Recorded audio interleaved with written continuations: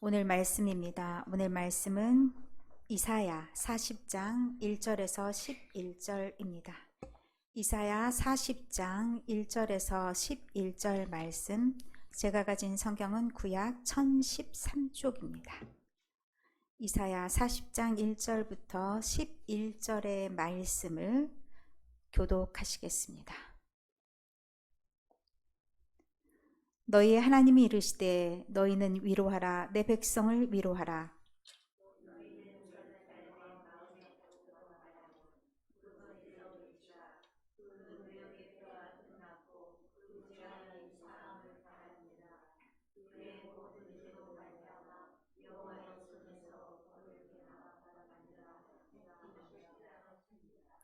외치는 자의 소리여 이르되 너희는 광야에서 여호와의 길을 예비하라, 사막에서 우리 하나님의 대로를 평탄하게 하라.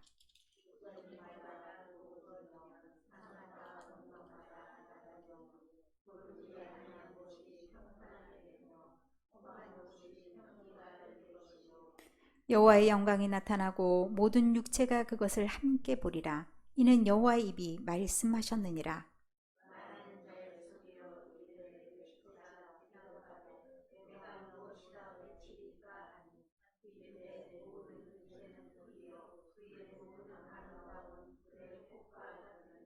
풀은 마르고 꽃이 시들면 여호와의 기운이 그 위에 불미라. 이 백성은 실로 풀이로다.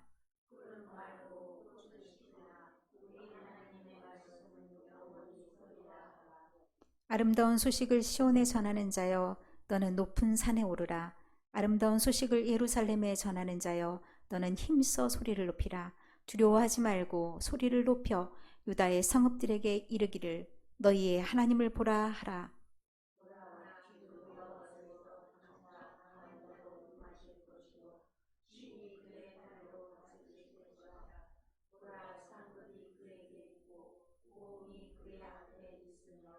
다 같이 읽겠습니다. 그는 목자같이 양떼를 먹이시며 어린 양을 그 팔로 모아 품에 안으시며 젖먹이는 암컷들을 온순히 인도하시로다. 아멘. 오늘 말씀의 제목을 높은 산에 오르라 라는 말씀으로 붙여보았습니다. 높은 산에 오를 자가 누구이고 왜 높은 산에 올라가야 되는지 말씀을 통해서 이해하시면서 많은 은혜가 되기를 바랍니다. 자, 여러분의 취미 생활은 무엇입니까? 혹시 산에 오르기를 좋아하시는 분 계십니까? 산에 오르면 무엇이 좋습니까? 산에 올라가 보신 분이 없으십니까? 그건 아니시죠? 산에 올라가면 무엇이 좋던가요? 다 좋아요. 기분이가 좋아요. 먼저 상큼함이 있습니다. 좀 막 땀을 흘렸는데 갑자기 어디선가 막 바람이 부는 것 같고 막 물이라도 있어봐요. 더 춤출 듯이 좋습니다. 그런데 때로 산을 오르다가 길을 혹시 잘못 든 경우 있으십니까? 헤맸을 때 어떻게 하셨나요? 그러면 누가 구원해 줬나요? 네네. 맞아요. 우리가 산을 등산하다 보면 헤맬 때도 있습니다. 잠시 멈추면서 생각하는 시간도 필요하고요. 때때로는 조금 큰 산이 아닌 경우, 또 큰 산이어도 봉우리 정상에 올라가 보면 아래가 내려다 보이고 내가 왔던 길이 보이고 갈 길도 보여지는 경우가 있습니다. 그래서 산에 오른다라는 것이 그런 여러 가지 이점이 있는가 하면, 또 산에 다 올라가 보니까 어떤 느낌이 있던가요? 여러분이 올라가 본 제일 큰 산을 한번 머릿속에 생각해 보십시오. 자, 올라갔습니다. 머릿속에 난 그 산에 지금 있습니다. 그 산에서 아래를 쫙 내려다 봅니다. 어떤 느낌이 쫙 드십니까? 사람이요, 그 위에 딱 서는 순간 모든 것이 하찮게 보여요. 그 전에 막 엄청나게 거대하게 막 봤던 건물들도 다 내 밑바닥에 있어요. 별것 없네. 사람이 산다는 것이 그렇구나. 그러면서 갑자기 내가 막 뭘 다 보는 것처럼 위대해지면서 또 갑자기 겸손해지는 것도 있게 됩니다. 와, 사람이 진짜 보잘것없구나 라는 생각도 하게 되는 게 이 등산이라는 것의 묘미이기도 합니다. 그리고 복잡했던 모든 생각들이 막 실타래에 막 얽혀있던 이런 것들이 별거 아니네 라고 정리가 되는 시간이기도 합니다. 그래서 산에 오른다라는 것은 굉장히 큰 이점이 있습니다. 산에 올라서 볼 때 뭔가 다 보이죠. 그래서 그 즐거움에 취해서 또 이런 짓도 합니다. 야호 이런 것도 하잖아요. 왜 막 그 즐거움이 있는데 신난데 누구한테 말을 해야 되겠는데 적절한 말 뭐 많이 말해봤자 누가 알아듣겠어요. 나 여기 있어. 나도 이런 감동을 느끼고 있어. 그 말 한마디로 야호 이렇게 하는 거죠. 그런 감동이 있습니다. 그런데 우리가 예배 시간에도 사실 이런 산에 오르는 감동이 있어야 됩니다. 산에 오른다는 것을 제가 장점을 다 말씀을 드렸습니다. 그런 장점이 우리에게 다 있으면서 그런 감격이 있을 때 우리가 또 해야 되는 것이 무엇인가를 오늘 말씀을 통해서 한번 되돌아보겠습니다. 오늘 말씀의 1절의 시작이 너희의 하나님이 라는 말씀으로 시작합니다. 그냥 하나님이라고 말씀하지 않으셨습니다. 너희의 하나님이 라고 말씀하시는데 너희의 하나님이라고 말씀하시는 것은 관계를 나타냅니다. 이미지 일단 그대로 놔두시죠. 다 절이 다 있지 않아요? 그래서 하는 절만 따라오시면 됩니다. 그래서 너희의 하나님이라고 말씀하는 것은 너희와 하나님과의 관계를 나타냅니다. 관계가 없는 게 아니야. 그렇지 않으면 그냥 하나님이 말씀하셨다라고 말해도 되는 거죠. 그런데 너희 이렇게 앞에 붙이면서 딴 사람들의 하나님이 아니고 바로 바로 우리의 하나님이라는 것을 밝히십니다. 그 하나님이 뭐라고 얘기하시냐? 누구에게 말했는지는 알 수 없어요. 그런데 너희는 위로하라, 내 백성을 위로하라 라고 말씀합니다. 이 명령을 받은 사람이 누구인지는 알 수 없으나 어쨌든 하나님의 말씀을 귀담아 듣고 있던 사람들, 그 사람들에게, 이 하나님의 말씀이 들리는 그 사람들에게 말씀합니다. 너 지금 하나님의 말씀 듣고 있니? 그러면 듣지 못한 자들에게 말을 해. 하나님이 지금 얘기하신다. 위로하라고. 지금 이 백성들의 상황이 어떤 상황입니까? 산속에서 헤매고 있는 그런 상황입니다. 갈 바를 알지 못하고 다 죽었어. 우리 이제 끝났어. 어떻게 해야 될지를 모르겠어. 이러다가 죽겠다. 이렇게 고통스러운 상황 속에 있는 거. 이 이사야서의 말씀에 따르면 포로 생활 가운데 있는 그런 삶입니다. 그러면 이 삶이 끝날 것 같지 않아서 그냥 거기에서 그냥 머리 콕 박고 있으면서 암울하게 그렇게 살아가고 있는 사람들에게 말합니다. 아니다. 위로해라. 위로하라는 것은 이 삶도 다른 삶으로 바뀔 수 있다는 그런 내용이 반드시 들어갈 겁니다. 그래서 2절에 말씀합니다. 자, 이제는 보여주셔도 됩니다. 너희는 예루살렘의 마음에 말하여 그것에게 외쳐라. 제가 보라색 부분으로 바꾼 것은 조금 더 이해를 편하게 하기 위해서 원어를 좀 바꿔봤습니다. 그 복무기간이 찼고, 그런데 원래는 저 아래에 보듯이 군대라는 뜻입니다. 군대가 찼고 라는 말보다는 여기 옛날 말들은요, 설명이 좀 많이 부족해요. 그래서 그것이 나타내는 것들이 참 많습니다. 시간적인 의미로 쭉 연결되어 있기 때문에 아마도 복무기간일 겁니다. 이제 군대를 가면 복무기간이 있잖아요. 요즘엔 점점점 짧아졌어요. 우리도 군대 말하면 아주 싫어하는 사람이 있겠죠. 여기도 군대의 복무기간이 찼고 그러면 다 끝났으면 얼마나 좋아하겠어요. 다 이제 복무기간이 다 찼다. 그 죄악이 그래서 용서를 받았다라고 얘기합니다. 채워야 될 기간이 다 찼다라는 건데 그 다음 알아들을 수 없는 말이 있습니다. 그 모든 죄로 인해 여호와의 손에서 배나받았기 때문이다 라는 말씀이 있습니다. 그러면 저게 왜 배나받았다라는 말씀이 있고 여호와의 손에서 저게 끝났다라는 의미로 사용되나 라고 봤더니 저 말씀이 출애굽기 22장 4절, 7절, 9절의 말씀에 보면 저런 말씀이 있습니다. 22장의 말씀이 배상법에 관련된 내용인데요. 참고로 이렇게 적어봤습니다. 저는 한 절만 읽겠습니다. 4절. 도둑질한 것이 살아 그의 손에 있으면 소나 낙이나 양을 막론하고 그 갑절을 배상할지니라. 뭐냐면 손해 본 거 있으면 그 배로 2배는 해야지. 끝난다. 다 이게 배상했다라고 치는 거죠. 죄가 없다라고 치는 겁니다. 그래서 원래 우리가 2절에 읽었던 말씀대로 복무기간이 다 찼는데 그 이유가 뭐냐면 이스라엘 백성들이 죄를 이만큼 지었어요. 그러면 그 배로 그것을 쳐준다라는 말씀이에요. 하나님이 진짜 그 기간이 다 이들이 죄가 하얗게 된다는 의미가 아니라 그렇게 하나님께서 인정해 주시기 때문에 그 죄가 없이함을 받는다. 그러면 이제 어떻게 됩니까? 포로 생활에서 돌아올 수 있게 된다라는 기쁨의 소식이 됩니다. 이 말씀이 곧 이 사람들에게는 위로의 말씀이 되는 겁니다. 그것을 보고 있는 자가, 그것을 듣고 있는 자가 누구겠습니까?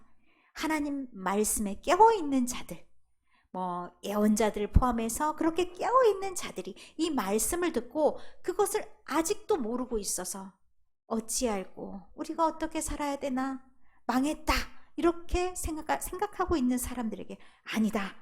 하나님이 우리에게 말씀하신다. 이제 우리가 그 고통스러운 삶이 다 끝났다라고 말씀하신다. 이제 우리 보침 싸 집으로 가. 이 순간이 다가왔다. 이제 그러니 더 이상 절망하지 말고 더 이상 울지 말아라 라고 말씀한다는 겁니다. 다시 또 외치는 자의 소리가 있습니다. 너희는 광야에서 여호와의 길을 예비하라.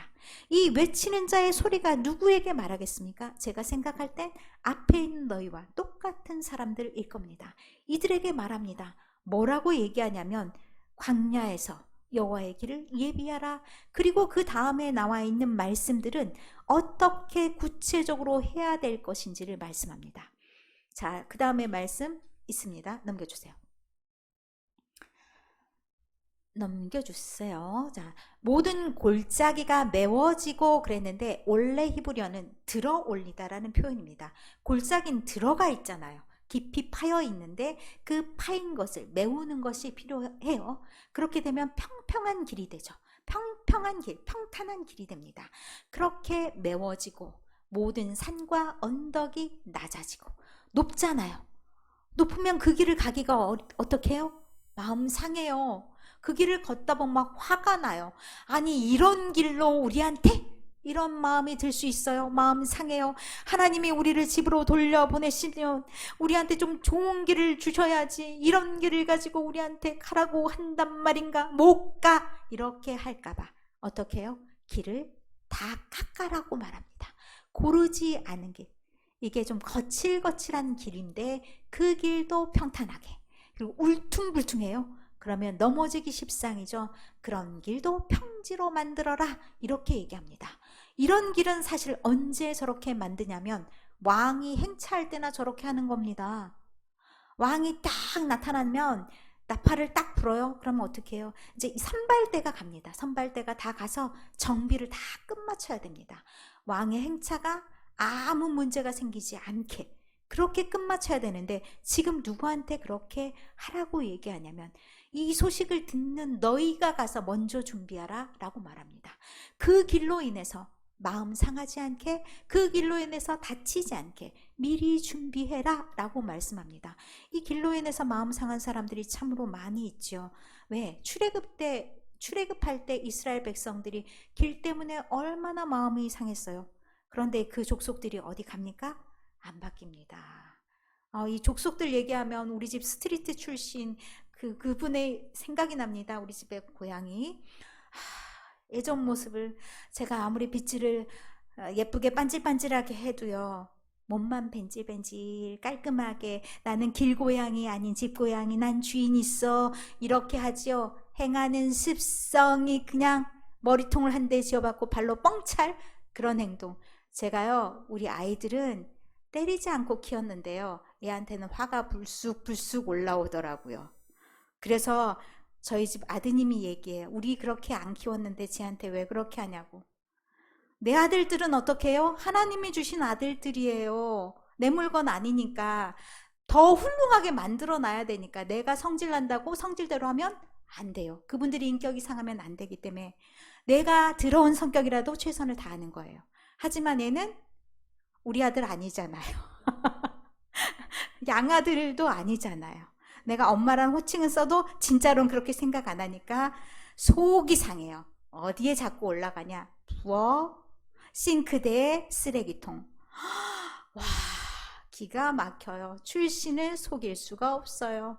그래서 막 화가 이렇게 나는데, 어쨌든 이 습성이 안 바뀐다는 거예요. 이스라엘 백성들. 그 족속이 어디 갔겠어요. 그래서 마음 상하지 않게 길을 닦는 겁니다. 이 시점에서 우리 사진 하나. 자, 이 동네가 길이 많이 좋아졌어요. 우리가 눈이 오면 마음이 상해요. 이미 마음부터 딱 닫혀져요. 왜요? 오늘은 교회 가기 글렀어. 길이 미끄러워. 이런 마음이 먼저 들잖아요. 오늘요, 우리 가족이 모두 다 everybody 하면서 청소를 딱 하고 있는데 어디서 쓱싹 소리가 들리더라고요. 저쪽인데 라고 생각해서 나가봤어요. 우리 김상혁 사장님께서 앞으로 성도가 되실 줄 믿습니다. 그런데 그분이 쓱싹 눈을 치워가면서 어머님의 길을 예비하고 계시더라고요. 저희는 혹시나 여러분이 다치지 않도록, 이게 쌓여진 길을 밟으면 그게 얼더라고요. 쌓이지 않도록 하는 게 우리의 의무. 다 깨웠습니다. 일어나! 난 시간 없으니까 난 잠깐만 할게. 너네 다 해. 그리고 그렇게 그 길을 저 대신 빗자루를 드신 저분이 나타나서 그렇게 다 오늘 하게 됐는데, 어쨌든 길이 깨끗해지면 어떻게 됩니까? 우리의 마음이 한결 가벼워집니다. 제가 늘 그 마음이 있어서 넘어질까 노심초사하는 그 집 앞에도 늘 쓸어드립니다. 그래서 늘 그런 마음으로 길을 닦는 그런 사람이 있어야 된다는 겁니다. 누가요? 먼저 그걸 들을 줄 아는 사람들이 나의 수고로움이 더해져야 된다는 얘기입니다. 내가 수고 않고요, 그 길을 닦아 나갈 수 없습니다. 세례 요한이요, 자기가 왜 이렇게 받고 싶지 않았겠습니까? 그러나 그 길을 예비하는 그 사람으로 인해서 예수님이 왔을 때 마음을 조금 더 가깝게 다가가기 위해서 자기가 힘들고 애쓰고 노력하는 그 시간을 보낸 겁니다. 그렇게 해서 그곳이 평지가 딱 됐을 때 짜잔 하고 누가 나타나냐면 여호와께서 나타나신다는 겁니다. 그 길을 통해서 여호와께서 나타나신다는 겁니다. 그러면 그것을 누가 보냐? 이스라엘 백성들이 모두 여호와와 함께 개선 장군처럼 오게 된다는 얘기를 하고 있습니다. 그래서 이제 9절로 싹 일단 넘어가 보면 아름다운 소식을 시온에 전하는 자여 라는 말씀으로 시작합니다. 나이스. 아주 잘 넘겼습니다. 9절 제가 중간 생략하고 뒤로 넘어갔는데 잘 따라줬습니다. 이게 좀 애매하게 히브리어가 적혀 있는데요. 아름다운 소식을 전하는, 이렇게 딱 끝났어요. 그래서 이것을 여기 오늘 9장 우리가 보는 개역개정 성경에는 아름다운 소식을 시온에 전하는 자여 라고 얘기했는데, 그거도 괜찮지만 이렇게 번역을 해도 괜찮을 것 같습니다. 아름다운 소식을 전하는 시온아, 높은 산에 올라가라. 아름다운 소식을 전하는 예루살렘아, 힘써 소리를 높여라. 이 시온하고 예루살렘이 모든 이스라엘 그런 곳에서 가장 으뜸이고 하나님이 먼저 선택하신 그런 곳이잖아요. 그러면 사람으로 비유할 수도 있고 여러 가지 역할을 맡은 그들에게도 똑같이 적용할 수가 있는 겁니다. 그 사람들이 가지고 있는 역할. 그래서 저는 구절을 저렇게 하는 게 의미가 좀 더 와닿다라고 생각해서 바꿔본 겁니다. 그러면 아름다운 소식을 내가 들었어요. 그러면 나는 들은 사람으로서 어떻게 해야 되냐? 그것을 멀리 높은 산에 올라가서 그것을 봐야 되는 거예요. 지금 하나님께서 어디쯤 오고 계시는지, 지금 사람들의 방향이 어떤 건지, 어떤 말을 해줘야 될 것인지를 적절하게 파악하고 그것을 알려주는 역할들을 할 필요가 있다는 겁니다. 저 멀리서 귀여우네, 진짜 귀여우는 저놈 있네, 진짜 오기 싫어서 오는 놈 있네, 그래도 어떻게 해요? 소리를 막 지르면서 조금만 힘내, 이제 다 왔어 라고 말해주는 사람이 필요하다는 얘기입니다. 그렇게 해줌으로써 두려움 없이 서로가 나아갈 수 있는 그 길이 된다는 얘기죠. 그러면 이들에게 정말 있어야 될 얘기가 뭐냐? 너네만 있는 거 아니야. 너네 혼자 있다고 걱정하지 마. 그게 아니라 너네가 있는 그곳에 하나님이 함께 계셔. 너희 하나님이 지금 너희와 함께 진행 중에 있어. 그러니 힘들다 투덜거리지 말고, 무섭다 걱정하지 말고, 두려워할 필요가 전혀 없다. 자, 우리 함께 다 같이 힘을 내보자. 하나님은 어떤 분이시냐? 하나님은 그런 분이시다. 우리와 함께하는 분이시다. 라는 것을 말할 수 있다는 겁니다. 그런데 이들 마음속에 가장 중요하게 그렇게 소식을 전하는 마음속에 있어야 될 내용이 있습니다. 그것이 제가 보기엔 6절에서 8절의 말씀이라고 생각합니다. 우리도 잊지 말아야 될 말씀이 6절에서의 8절 말씀입니다.